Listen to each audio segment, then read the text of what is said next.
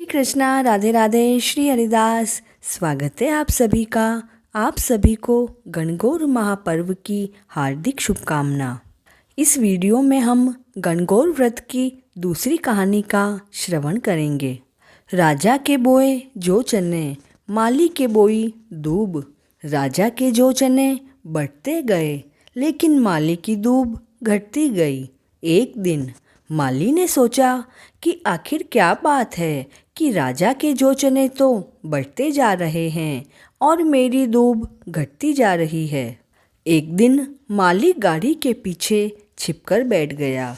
उसने देखा कि राजा की बहू बेटियां कवारी लड़कियों के साथ आई व दूब तोड़कर ले जाने लगी, तो माली ने उनका रास्ता रोक लिया और पूछने लगा कि तुम मेरी दूब क्यों ले जा रही हो।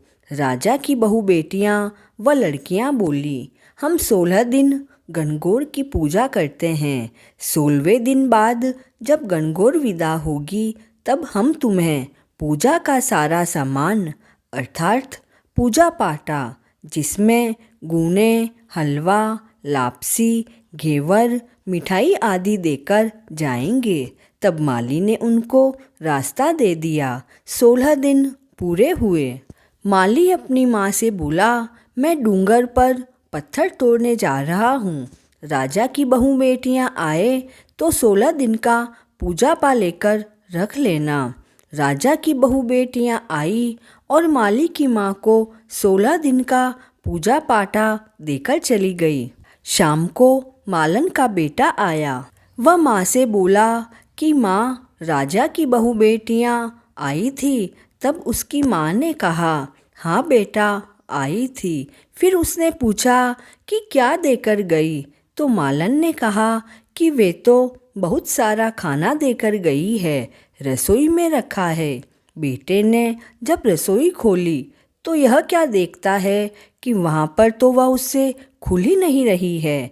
तब उसकी माँ ने कहा, बेटा, रसोई नहीं खोल पा रहा है, पराई जाई को भला कैसे ढाबेगा।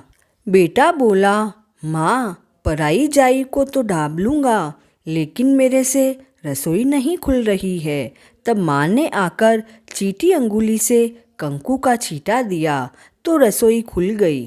वहाँ देखा ईसर जी और गणगौर माता बैठे थे और खूब अन्न धन के भंडार हो रहे थे। हे भगवान, ईसर जी जैसा भाग्य देना व गौरा जैसा सुहाग देना।